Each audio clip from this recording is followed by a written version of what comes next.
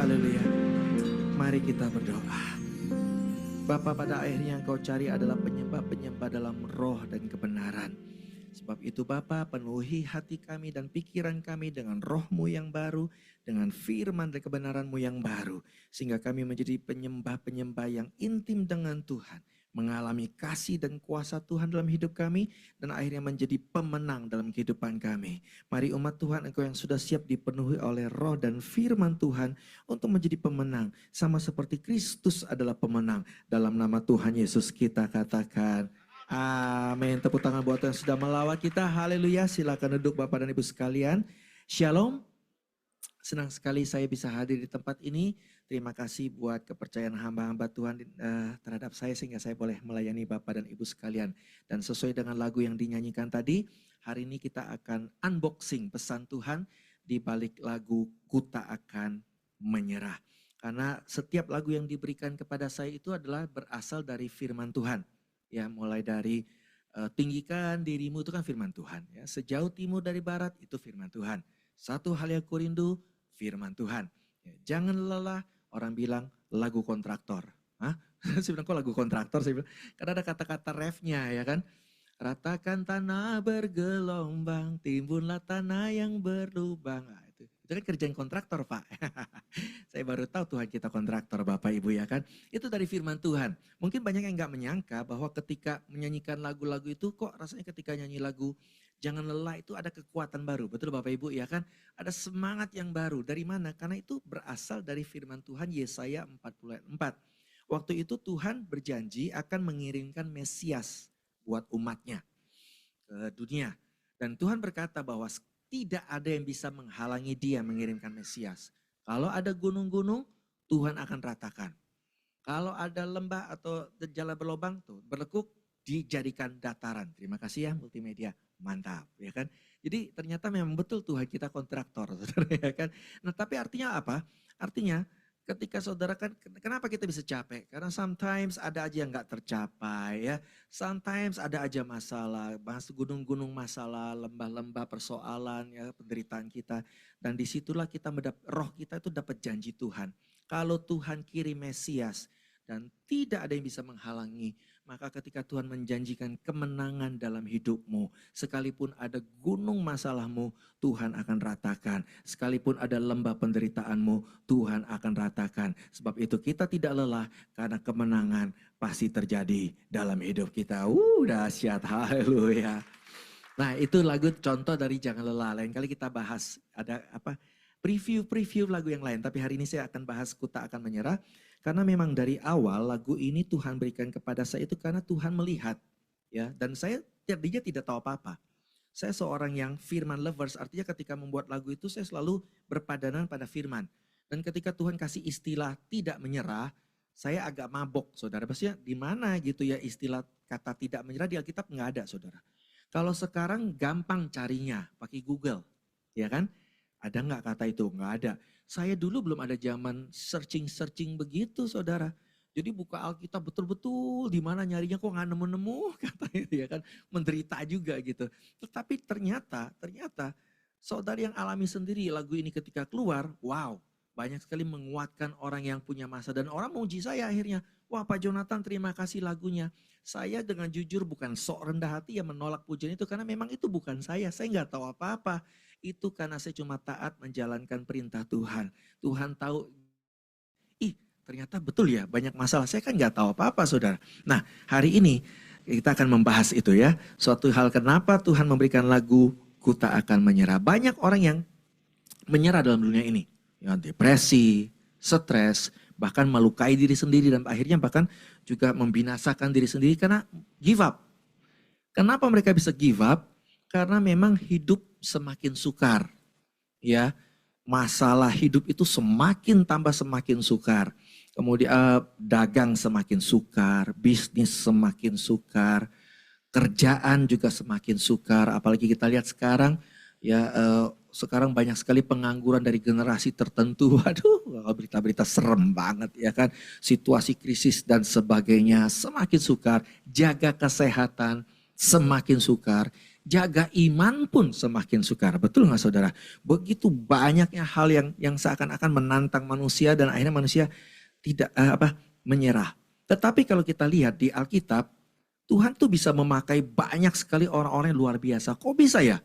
Ya saksi iman seperti Abraham, Ishak, Yakub, siapa lagi? Daud, ya siapa tahu lagi, Daniel, kemudian tak sebut aja semuanya orang-orang terkenal, Yabes lah, Yefta lah, Musa dan sebagainya. Mereka adalah orang-orang yang berbeda generasi, berbeda situasi, berbeda kondisi, tapi mereka punya dua persamaan. Persamaan pertama mereka adalah mereka punya masalah. Betul saudara? Setiap saksi iman yang kelihatannya orang hebat di Alkitab, itu semua punya masalah. Tidak ada yang lancar. Musa dari lahir pun, ada orang yang bilang, aduh saya dari lahirnya banyak masalah. Sama kayak Musa. Baru lahir aja udah jadi masalah saudara. Iya kan? Kemudian kita lihat seakan-akan Abraham masalahnya apa? Kan kayaknya tajir melintir. Kan? Betul. Tapi Abraham juga stres. Kenapa? Nggak punya anak. Masalah juga buat dia. Ya mau kasih siapa nih warisan? Gak ada anak. Akhirnya saking Tuhan janji ke dia, saking dia stres saudara. Ya sebelum Tuhan penuhi janjinya, udah mencoba sendiri, bikin anak sendiri. Akhirnya masalah deh Ismail sama Ishak. Betul gak saudara? Masalah karena saking, kenapa bisa terjadi? Karena Abraham saking pengennya punya anak. Simpel. Dan kemudian apalagi yang terjadi? Oke, Daud, kan Daud anaknya banyak. Iya kan? Raja, anak banyak, mau apa lagi? Masalah juga. Kalau saudara lihat di Alkitab, anaknya Daud gak rukun. Ya kan, serang-serangan, bunuh-bunuhan gitu. Jangan dikira Salomo ketika naik pangkat saudara yang lain setuju ya. Wah enggak, saudara, ribut saudara semuanya. Dan apa yang terjadi bukan cuma soal ribut antar anak. Bahkan Daud pun sempat kena getahnya, sempat dikudeta sama anaknya sendiri. Jadi semua punya masalah. So don't worry, engkau gak sendirian. Karena iblis suka pakai situasi ini merasa kita sendirian. Orang lain gak ngerti kita. No, setiap orang punya masalah. Yang tidak punya masalah siapa? Cuma medsos yang gak punya masalah, saudara. Ya kan? Di medsos semuanya shine. Yang gemuk jadi kurus. Yang hitam jadi putih. Betul saudara? Semuanya mengkilat, kinclong. Cuma medsos yang gak punya masalah. Dunia nyata mah masalah semua. Betul? Tetapi untung gak cuma sampai di sana. Kenapa mereka bisa dipakai Tuhan luar biasa? Karena persamaan kedua mereka adalah tidak menyerah pada masalahnya. Amin. Sekalipun punya masalah tidak menyerah. Kadang-kadang masalah itu timbul dari mereka sendiri, bukan orang lain. Misalnya Daud jatuh dalam masalah gara-gara keinginannya sendiri, saudara. Tetapi Daud juga gak menyerah. Dia bertobat, dia berjuang sehingga anak keduanya justru layak dipilih Tuhan untuk menjadi raja penggantinya. Dan hal yang menarik dari Salomo saya lihat adalah orangnya kan katanya penuh hikmat. Tetapi saya lihat bahwa Salomo pun mengaku bahwa dia banyak diajarkan oleh Daud. Seperti ajaran ayahku katanya. Seperti nasihat ayahku. Berarti Daud itu ketika dia sadar dia salah. Dan sekarang dia memperbaiki. Dia gak nyerah. Dia gak bilang ya udah gue salah, telanjur salah, mau apa? No, dia perbaiki semuanya. Dia berikan nasihat yang baik buat Salomo supaya moga-moga tidak mengikuti kesalahan ayahnya. Tidak menyerah. Maka saya percaya sama seperti saksi-saksi iman yang punya masalah tapi tidak menyerah, Tuhan pakai luar biasa. Maka saudara yang memutuskan tidak menyerah hari ini, tetap datang kemari. Tetap berjuang selama ini, bertahan meskipun rasanya kok berat sekali. Tapi saudara tetap bertahan, tidak menyerah. Saudara akan dipakai Tuhan luar biasa. Amin. Tidak menyerahmu tidak sia-sia. Tepuk tangan dulu buat Tuhan. Saya percaya hari ini tidak sia-sia engkau tidak menyerah. Nah sekarang, tapi kenapa kita punya alasan untuk tidak menyerah, saudara? Contohnya ya, misal Yusuf. Kadang-kadang kita pikir alasan saya untuk menyerah banyak, Pak. Benar. Yusuf juga berhak buat menyerah loh. Menyerah terhadap impian. Ya, Yusuf itu kan dikasih Tuhan mimpi. Banyak orang Kristen saya lihat, malah saya tanya, nggak berani berharap loh. Mereka takut kecewa. Takut kecewa sama Tuhan ya. Maksudnya udahlah yang penting saya hari demi hari. Jangan ngomong saya soal janji-janji Tuhan. Sampai mereka ngomong begitu. Pokoknya kami sehari demi hari dapat kekuatan mengalir aja hidup udah. Kenapa? Mereka takut kecewa. Saya ngerti. Tapi bukankah itu juga yang berhak Yusuf katakan gara-gara punya impian bahwa saudaranya akan menyembah dia, bukan didukung, malah dipersekusi. Betul nggak saudara? Dipersekusi sama saudaranya dan bapaknya yang katanya orang hebat itu loh. Yakub kan orang hebat saudara. Bergumul sama Tuhan, menang lagi. Siapa lagi yang seperti dia? Betul, nggak ada yang kayak dia. Bergumul lawan malaikat Tuhan, menang. Waduh hebat ini ya kan. Dan jadi bapak bangsa besar. Toh nggak bela apa-apa. Jadi saudara jangan kecewa ketika engkau merasa engkau tidak didukung oleh siapapun. Percayalah itu tandanya Tuhan akan sendiri mendukungmu. Amin saudara. Dan kemudian Yusuf, dia nggak menyerah pada impiannya. Tetap dipegang. Dan apakah kemudian impiannya tercapai? Yang pagi tadi sudah tahu. Ternyata enggak. Kan mimpinya apa? Mimpinya keluarganya akan sujud menyembahnya. Kenyataan akhirnya apa? Bukan cuma keluarganya. Seluruh bangsa datang bersujud depan Yusuf untuk minta pertolongannya. Ternyata kenyataannya jauh lebih luar biasa dari mimpinya. Apa artinya? Ketika harapanmu tidak tercapai. Ketika seakan-akan impianmu nggak tercapai, rasanya gagal rencanamu. Jangan kecil hati, tetap tidak menyerah. Karena itu artinya Tuhan punya impian, Tuhan punya sesuatu yang jauh lebih besar dari yang bisa kita bayangkan. Yang ngerti katakan amin. Tepuk tangan buat Tuhan kita, thank you Lord. Itu hati Tuhan. Dan ini yang saya alami juga. Kalau boleh saya bersaksi saudara, tahun lalu saya seorang yang juga tidak berani punya impian. Impian pemusik biasanya kita tahu ya, impian orang-orang adalah bikin konser dong. Ya selama 36 tahun pelayanan, Pak Jonathan gak pernah ada konser loh. Penyanyi-penyanyi yang dinyanyikan Pak Jonathan dikasih lagu, udah konser kemana-mana. Gak ada ya, kalau kita mau mikir begitu saudara, gak berani saya juga punya impian. Makanya saya ngerti saudara, karena takut kecewa. Kan kita boleh dong bermimpi misalnya, aduh ini coba ya seandainya. Saya sudah bilang bukan curcol loh. Kan? Ini seandainya penyanyi-penyanyi yang saya orbitkan yang dulu-dulu terus mereka ngobrol gitu ya. Ini Pak Jonathan sudah tolong kita kasih lagu sehingga kita langsung up naik ngetop dari lagu pertamanya. Yuk kita kumpul yuk bikinin konser ya Pak Jonathan. Indah banget betul gak saudara? Tapi kan itu gak terjadi saudara. Jadi saya gak pernah punya impian. Tetapi tiba-tiba di tahun kemarin di IG, jadi saudara yang pernah ikut atau yang follower IG saya, ya pasti tahu. Karena itu tiba-tiba di IG, seorang pengusaha yang belakangan saya tahu itu pengusaha digital, pengusaha LED, pengusaha pokoknya teknologi digital yang tercanggih lah di Indonesia, ya terbesar gitu. Namanya juga boleh saya sebut karena sudah terjadi, Pak Rudi Hidayat dari V2 Indonesia. Nah itu kan sekuler tuh urusannya. Itu luar biasa. Mega church itu pakai LED-nya beliau. Jadi kalau saudara lihat, yang mega church gede. Terus kemudian jalanan-jalanan banyak itu juga pakai LED-nya beliau, teknologi beliau. Bahkan negara pun pakai bikin perayaan, termasuk di IKN kemarin, itu juga pakai beliau, jasanya beliau untuk teknologinya. Karena itu udah terdepan, karena mau pamer depan internasional gitu. Wow. Nah, tiba-tiba tahun lalu, dia komen di IG, di depan umum, Pak Jonathan, bikin konser yuk. Saya bikinin buat Pak Jonathan. Kalau saudara dikasih begitu senang gak saudara? Senang, saya jujur gak berani senang. Takut di prank. Karena sudah terlalu sering trauma gitu. Jadi buat saya gini, mungkin dia cuma tergerak oleh adrenalin sesaat. Ya, maksudnya mungkin dia dengar lagu saya, lalu terjamah, lalu ya timbullah keinginan gitu kan. Wah, keinginan supaya untuk bikinin konser. Tapi kan yang namanya keinginan itu bisa hilang, betul gak saudara? Jadi saya diam aja. Gak berani senang saudara. Dan memang setelah itu hilang. Hilang saudara, lama hilang. Tiba-tiba di tahun ini di bulan kemarin sebelum Juli atau tengah, beliau nongol lagi. Di IG lagi. Pak kita akan bikin tanggal waktu itu 28 September. Itu hari digital internasional. Jadi beliau ingin mencocokkan dengan hari digital. Keren kan ya? Teknologi digital, hari digital. Oke, saya tulis tanggalnya. Belakangan dia bilang, Pak, jangan diumumin dulu Pak. Iya, oke, saya take down lagi ya pengumuman. Kenapa? Masih dipikirin.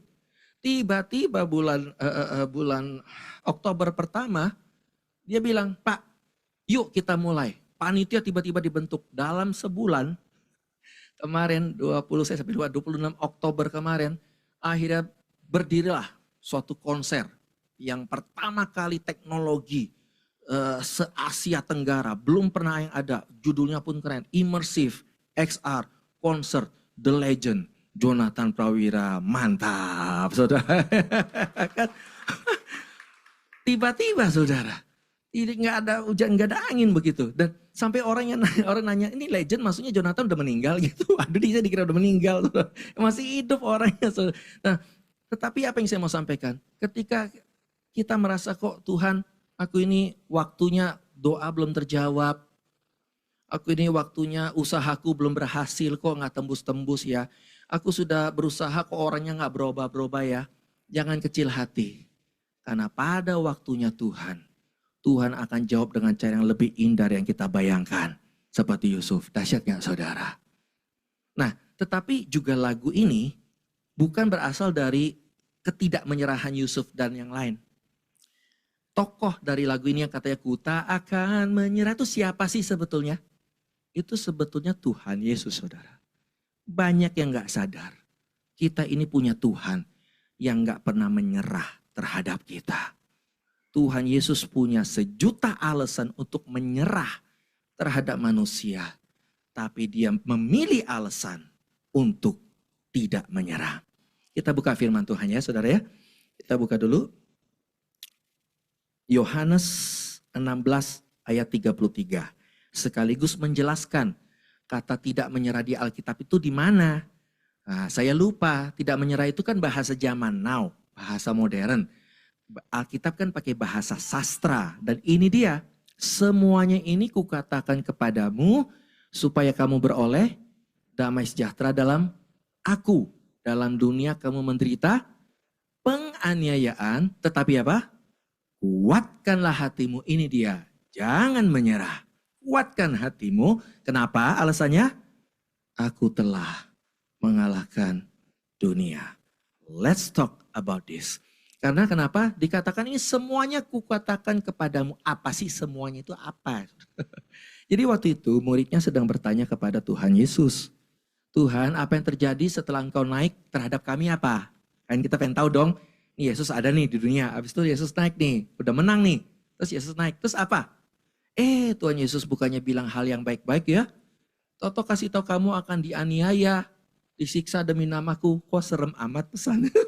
Kan? Wih serem amat. Nah di sini di konklusi Tuhan Yesus mengatakan semua itu Tuhan katakan bukan buat menakut-nakuti muridnya. Tetapi justru supaya kamu beroleh damai sejahtera dalam yang membuat orang suka nggak menyerahkan akhirnya karena stres. Kenapa? Karena dia kehilangan damai sejahtera.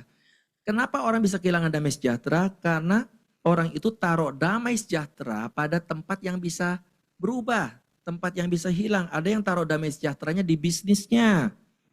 Jadi ketika bisnisnya turun, hilang damainya. Betul nggak saudara? Kalau bisnisnya naik tambah damai dia. Karena aman dia. Bisnis gua bagus, tenang deh hidup kita. Bisnisnya down. Waduh langsung gak bisa tidur. Betul nggak saudara? Ada yang taruh bisnisnya di pekerjaan. Sehingga ketika ada masalah dalam pekerjaan, hilang damai sejahteranya. Ada yang taruh damai sejahteranya di pasangannya. Sehingga ketika pasangannya berubah atau anaknya atau orang tuanya dia taruh di sana. Ketika sikap mereka lagi berubah, lagi bete, lagi galau saudara ya. Lagi caper, lagi cari perhatian juga ya kan. Lagi baper, ini bahasa sekarang keren-keren loh saudara. Baper bawa perasaan, ada aja dapat gitu ya. Kita ikut hilang damainya karena kita taruh damai kita di sana. Tetapi kalau saudara mau stabil, mau kuat sehingga saudara bisa terus tidak menyerah. Mulai saat ini taruh damai sejahteramu hanya pada Yesus. Karena semua bisa berubah. Ya kan, langit bumi pun one day akan lenyap loh saudara. Situasi tambah sukar, tapi kasih setia Tuhan Yesus tidak pernah berubah atas hidup kita. Yang setuju katakan amin, tepuk tangan buat Tuhan kita. Taruh damai sejahteramu di sana. Nah saudara, dikatakan dalam dunia kamu menderita penganiayaan. Memang kita nggak harus dianiaya, disiksa seperti murid-murid. Kadang-kadang saya juga ketemu orang Kristen yang pasrah. Oh kita dianiaya, oh ya memang mesti begitu dulu gimana sih? Tuhan itu kasih tahu, gini loh saudara. Kalau saudara dapat ceritanya ya, seandainya. Jadi belum tentu benar. saudara dapat informasi nih dari orang dalam, ordal. Istilah sekarang mantap-mantap. Ceritanya, dia kasih tahu, besok harga emas akan naik 5 kali lipat. Ini orang dalam. Kalau orang yang luar gosip, ya kita nggak percaya. Ini orang dalam. Akan naik, cepet beli sekarang. Saudara beli nggak? Jadi informasi itu kita pakai untuk kita mengantisipasi situasi. Betul ya? Ya kan? Tapi bisa bayangin nggak kalau orang bilang, iya besok emas akan naik 5 kali. Ya sudah, biarin aja kalau emang begitu. Aneh nggak saudara? Nah banyak orang Kristen aneh. Tuhan sudah bilang kita bakal dianiaya nih. Kita bukannya siap-siap, malah pasrah. Ya terserahlah. Mau dianiaya, lo bukan gitu saudara. Dan lagi pula memang kita nggak harus nasib kita dianiaya seperti murid Yesus. Saudara tahu nggak kenapa rasul itu menderita? Kok tega ya Yesus ya? Kenapa rasul-rasul itu menderita? Kenapa nggak mereka dikasih mega church? Sukses. Misal Thomas di India, sukses jutaan pengikut. Paulus nggak mau kalah. Juga di Roma, bikin juga sukses. Petrus apalagi, ya kan? Masa yang mereka gue pemimpin kalah sama anak buah, bikin juga mega church, sukses. Apa Tuhan Yesus tidak bisa kasih begitu? Tapi kenapa enggak? Karena kalau mereka tidak dianiaya, banyak orang bilang mereka bohong. Kalau misalnya rasul sukses terus generasi-generasi sebelumnya nih, tap. Nah banyak ke dunia sekarang bilang rasul-rasul itu bohong. Nah kalau misal rasul itu sukses, mereka tuh bohong kan? Yesus itu bukan Tuhan. Mereka ngaku-ngaku jual Yesus supaya mereka sukses. Tapi karena mereka menderita, kita bisa jawab, nggak mungkin mereka bohong. Betul nggak saudara? Ngapain bohong terus disiksa? Kalau bohong kita dapat keuntungan, wajar. Makanya orang mau nipu. Betul, kenapa orang mau nipu? Karena dapat keuntungan. Walaupun ancamannya penjara, nggak apa-apa resiko belakangan. Yang penting cuan dulu, betul nggak saudara? Ada harapan sukses. Lah ini apa harapannya? Rasul-rasul, kalau namanya rasul, kalau mending ya. Kalau gara-gara misalnya dia bohong, disiksa, digebuk, salib terbalik, nyerah mereka lebih, enggak, kami bohong. Tapi enggak kan, buktinya mereka mau mati demi Yesus. Artinya apa? Pasti mereka nggak bohong. Kita yakin mereka nggak bohong karena mereka bersedia menderita demi apa yang mereka sampaikan. Nangkap saudara? Tapi kita nggak harus begitu. Cuma memang di dunia ini kata Tuhan, penganiayaan itu ada bahasa aslinya artinya kesukaran. Pada akhir zaman akan timbul masa yang sukar. Nah itu sama saudara akarnya, kesukaran. Memang kita mengalami kesukaran dalam dunia ini, memang banyak hal yang sukar. Tetapi kata Tuhan bukan berarti kita harus kalah. Yang harus kita responi bukan berarti kita harus stres. Bukan harus menjadi pasif, pasrah. Tapi justru apa? Kuatkan hatimu. Dan indahnya Tuhan Yesus itu ketika kasih perintah. Kan kalau Tuhan Yesus kasih perintah kadang-kadang ada yang bilang gini. Ya enak Tuhan lah. Lu yang kasih perintah gue yang jalanin yang gak enak. Betul gak saudara? Tapi puji Tuhan sifat Tuhan Yesus kita perlu tahu. Kalau Tuhan Yesus kasih perintah. Dia kasih contoh. Ketika dia kasih perintah, dia bukan jadi sifat kayak hakim gitu yang duduk tunggu. Saya kan perintah kamu nih, aku mau lihat kamu jalannya apa enggak. Bukan itu sifat Tuhan kita. Yuk kita baca. Di Yohanes 13 ya, kita menyimpang sebentar saudara. Minggir-minggir dikit. Yohanes 13 ayat 15. Ini sifat Yesus. Sebab apa? Aku telah memberikan suatu apa? Bukan perintah. Teladan kepada kamu, supaya apa? Kamu juga berbuat sama seperti yang kuperbuat kepadamu. Contoh kasus, ketika Tuhan Yesus minta kita melayani, berhak gak dia jadi jurinya? Kemudian dia kasih kaki, dia bilang, hayo, siapa di sini murid yang paling jago melayani? Coba cuci kaki saya, yang paling bersih cuci kaki saya, dialah hamba Tuhan sejati. Berhak gak ngomong gitu? Berhak dong, namanya juri kan menilai. Tapi enggak kan? Yang Yesus lakukan, kasih contoh. Dia yang mencuci kaki murid-muridnya. Ketika Tuhan Yesus kasih perintah mengampuni, yang sering bikin umat Tuhan protes juga. Enak aja mengampuni. Enakan dia dong. Tunggu dulu. Tuhan Yesus bukan cuma kasih perintah. Waktu dia bilang kita mengampuni, Tuhan Yesus sudah buktikan lebih dulu. Di kayu salib, dia mengampuni orang-orang yang menganiaya dia. Betul gak saudara? Selalu Tuhan kita tuh kasih contoh buat kita. Termasuk ketika Tuhan Yesus suruh kita jangan menyerah. Dan kita nggak bisa bilang, aduh enak amat ya nyuruhnya, gue banyak masalah disuruh nyerah gitu ya kan. Kenapa? Karena Tuhan Yesus pun menunjukkan dia pun berhak buat nyerah. Tapi dia memilih tidak menyerah. Masa sih kadang-kadang kita kan pikir saya nggak menyerah tuh karena hidup saya nggak lancar, bisnis macet, kredit macet, hubungan macet, ya kan. Apapun macet, susah lah. Nah Tuhan itu juga nggak lancar, jangan dikira jadi Tuhan semua lancar. Waktu Yesus datang ke dunia, ini kan Natal nih bentar lagi. Supaya kita tambah ngeresep, membayangkan Yesus tuh ke dunia tuh nggak mudah saudara. Mestinya waktu Yesus datang dikasih karpet merah, betul dong saudara, ya kan?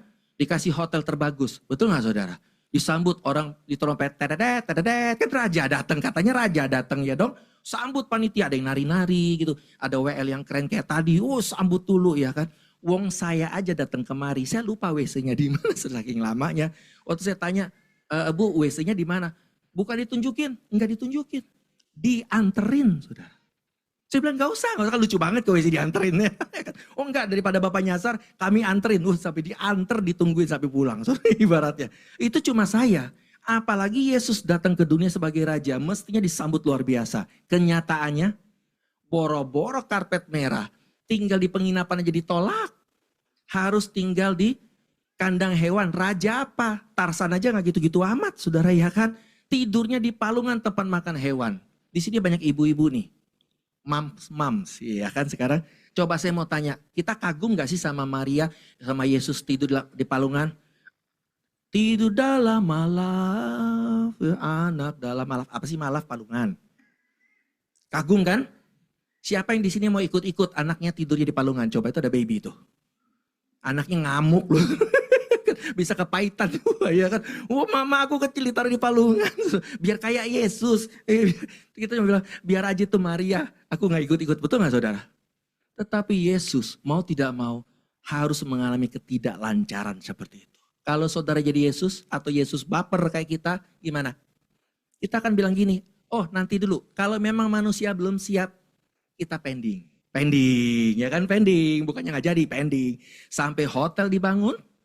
Sampai kamar terbaik dibangun, sampai Herodes nggak ada di situ, baru saya datang.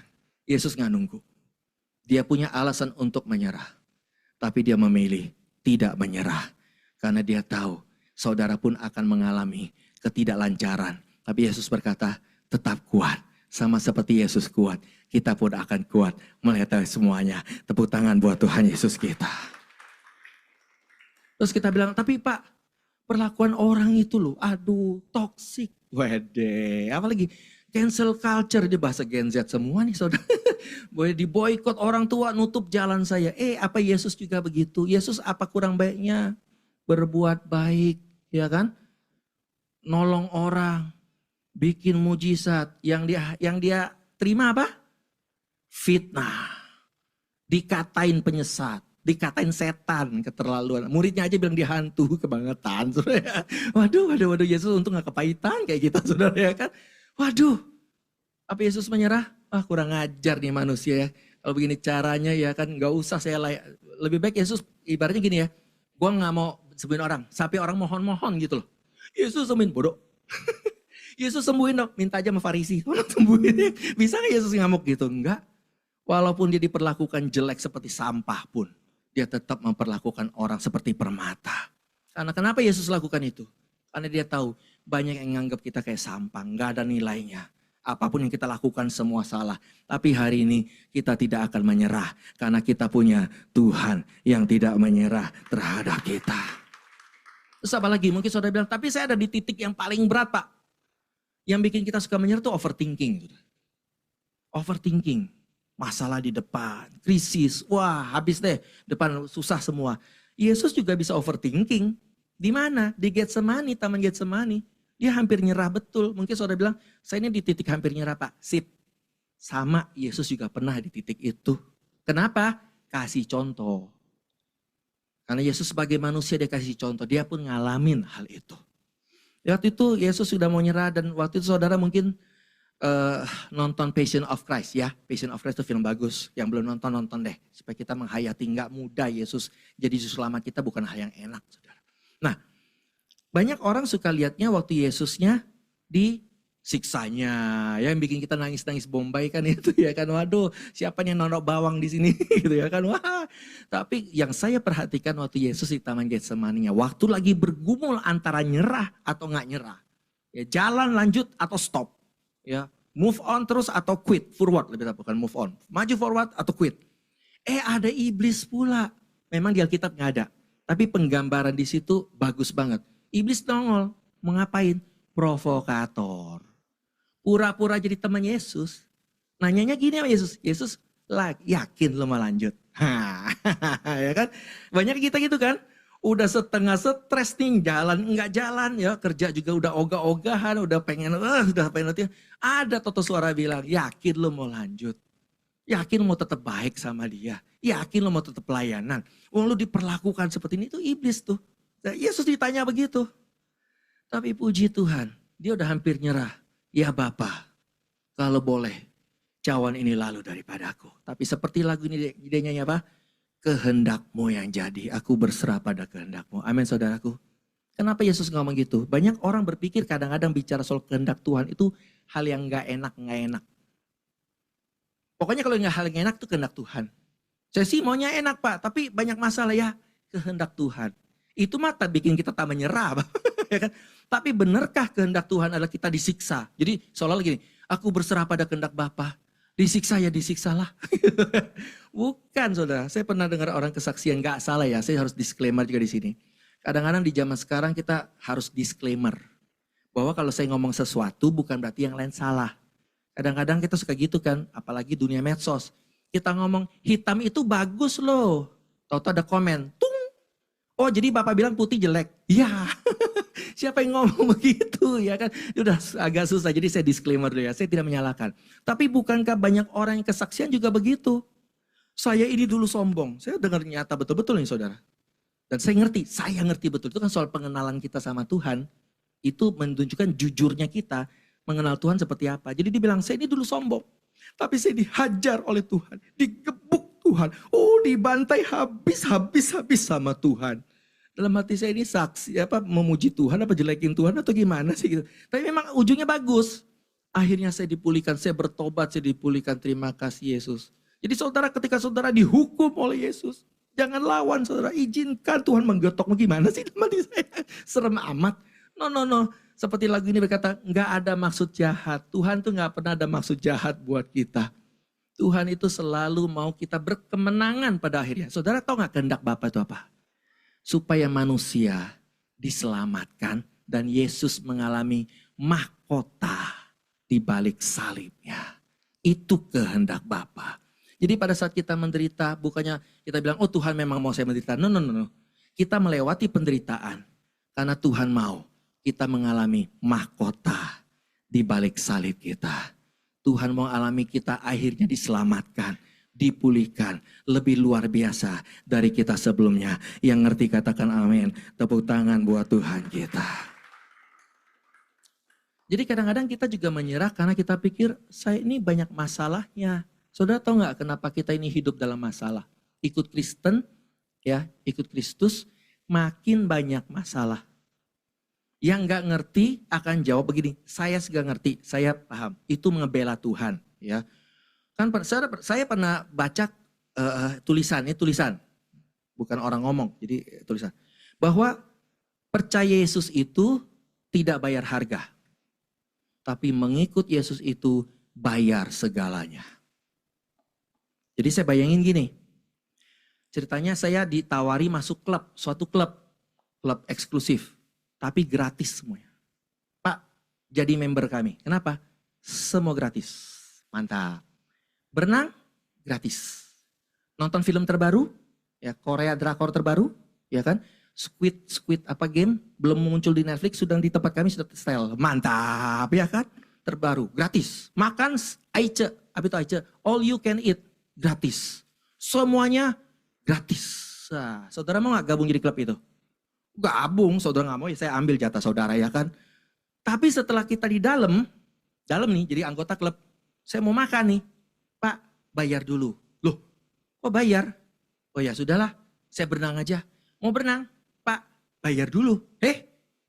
Bayar juga. Ya udah, saya nonton aja. Baru masuk bioskop, belum diputar, tulis bayar dulu, baru film diputar. Ini apa nih? Saya protes dong ke pengelolanya. Pak, katanya gratis masuk sini. Betul Pak, jadi anggota gratis.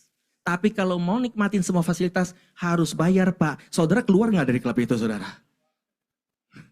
Jadi banyak orang jadi aneh gitu maksudnya. Jadi oh ya saya ikut Kristus gratis, surga gratis, semua gratis. Masuk ikut Kristus bayar semua. Itu aneh buat saya. Tetapi saya ngerti kenapa saudara ngalamin masalah saudara. Kita buka firman Tuhannya. Biar saudara mantap. Kenapa sih Tuhan kasih kita masalah tuh kenapa? Tuhan izinkan kita mengalami masalah itu kenapa? Yuk kita buka ya. Di Mazmur 18 ayat 34. Jadi jangan lagi ya bilang begitu sama orang.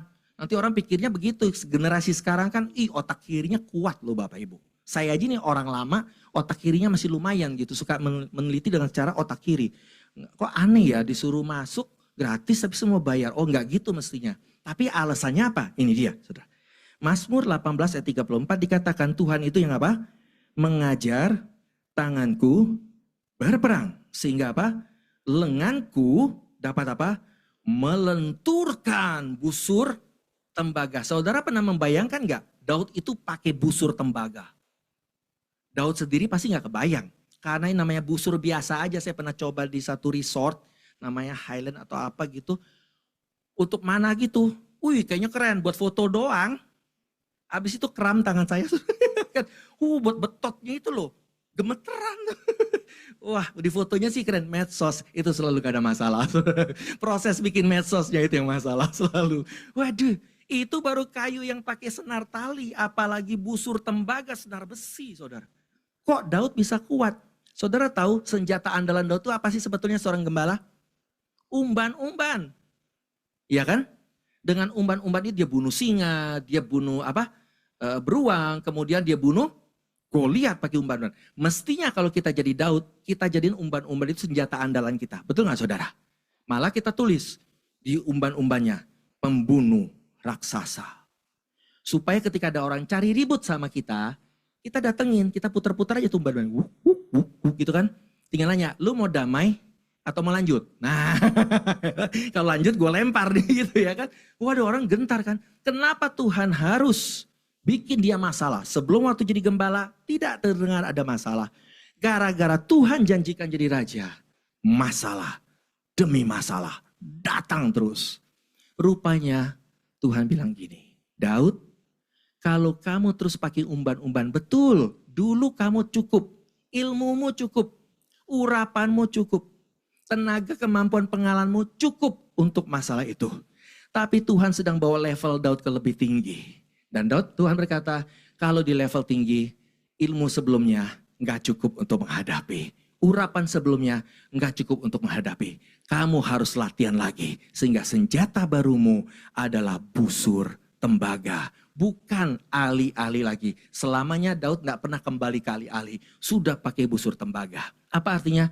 Tuhan melatih kita lewat masalah demi masalah. Supaya kita semakin naik ke level yang lebih tinggi. Semakin besar masalahmu, semakin besar reward upah Tuhan yang sedang menanti kita. Yang ngerti katakan amin. Tepuk tangan buat Tuhan kita. Tuhan memakai masalahmu.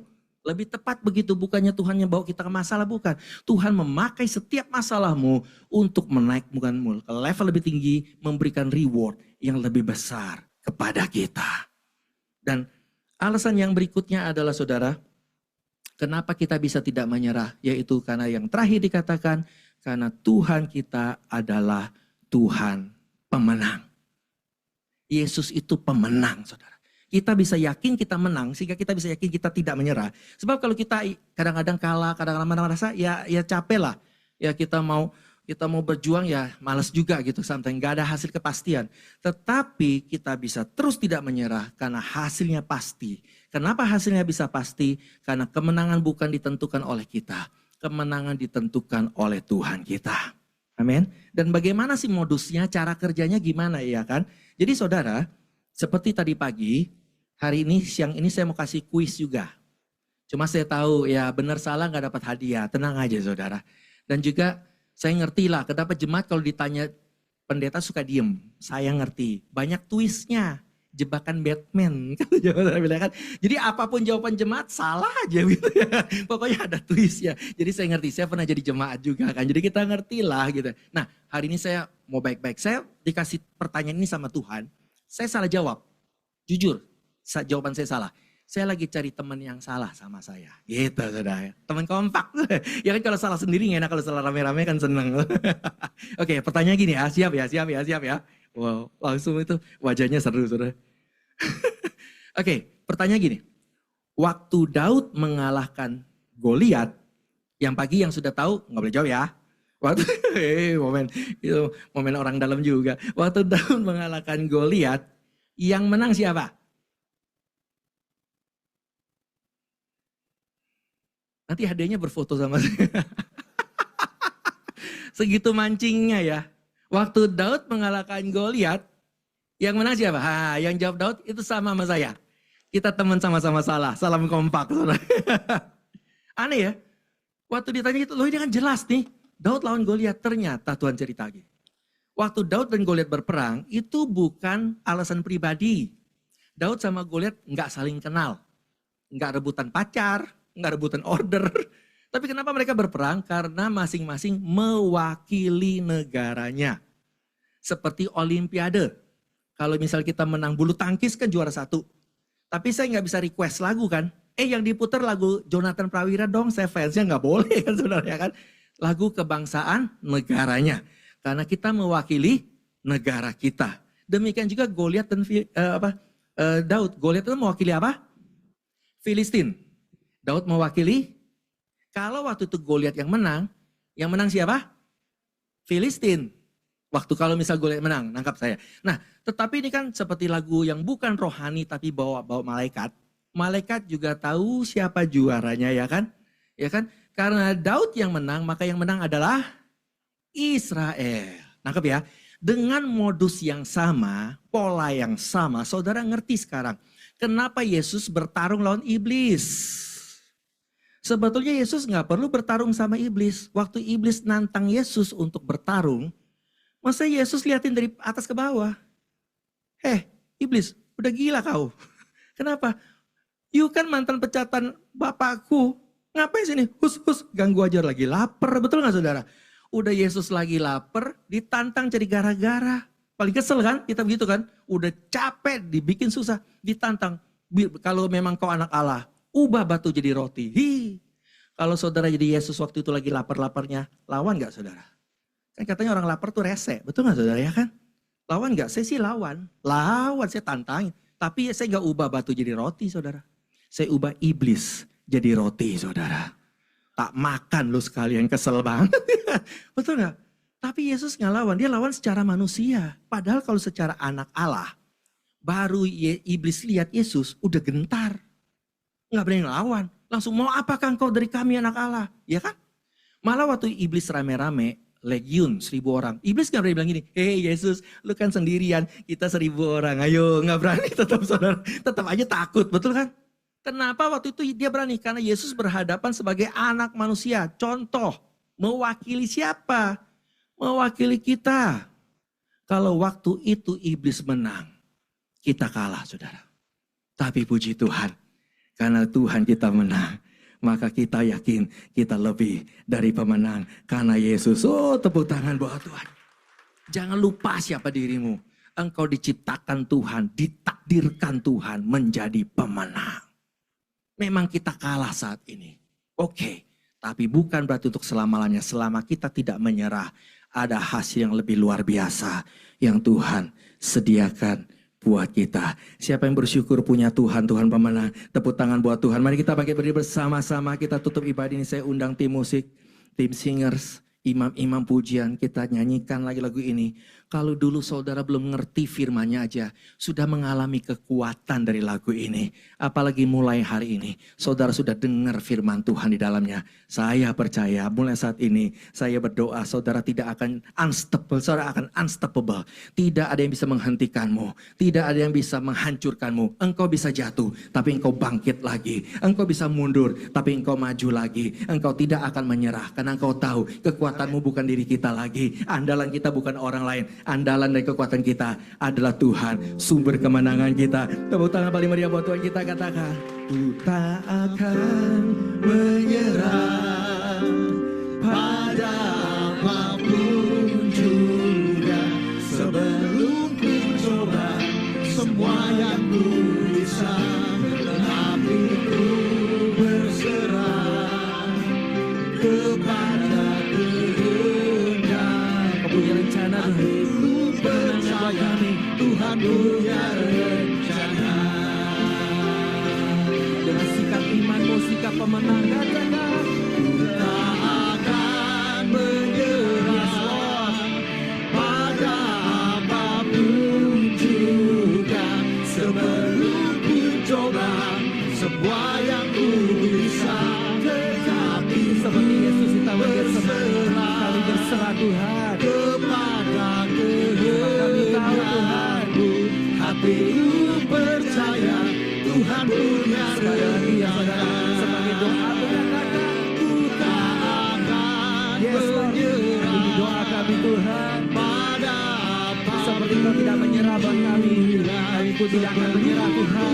Coba semua yang kami Yesus, tetapi ku berserah kepada kehendak-Mu. Hatiku percaya Tuhan punya rencana. Hatiku percaya Tuhan punya rencana. Amin. Katakan imanmu. Hatiku percaya Tuhan punya rencana. Haleluya, haleluya. Biar rohmu terus menyala-nyala di hatimu, karena Yesus sedang menyalakan kembali imanmu. Terima kasih Tuhan. Biarlah nyanyian tadi jadi nyanyian iman kami, jadi pengakuan iman kami, jadi doa kami Tuhan, bahwa kami tahu sekarang Tuhan ciptakan kami sebagai pemenang. Bagian kami adalah hanya tidak menyerah sampai Tuhan akan menyatakan kemenangan baru lagi buat kami. Terima kasih Bapa, dan hamba-Mu meneguhkan, biarlah melalui ibadah ini, melalui firman Tuhan disampaikan, umat-Mu selalu menerima pemulihan dari-Mu. Umat-Mu disembuhkan, umat-Mu dikenyangkan, dipuaskan, umat-Mu disegarkan kembali ya Tuhan. Yang tadinya sudah putus asa, Kau berikan pengharapan baru kembali Tuhan. Yang sudah lemah, Kau berikan kekuatan yang baru lagi Tuhan, bahkan terus menyala-nyala Tuhan.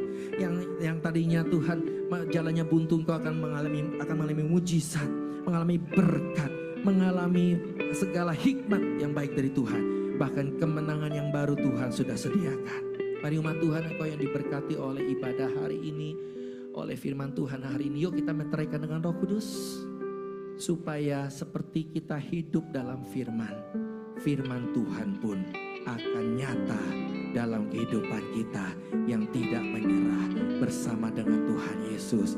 Yang diberkati dalam nama Tuhan Yesus kita katakan amin. Amin. Tepuk tangan bagi ibadah luar biasa. Thank you. Tetap tidak menyerah bersama dengan Tuhan. Haleluya. Silahkan duduk, dan jika saudara diberkati oleh firman Tuhan ini, saudara juga boleh terus menikmati di IG join, supaya saudara terus diisi oleh firman-firman yang menguatkan sampai kita mengalami kemenangan baru berikutnya. Tuhan Yesus memberkati. Haleluya.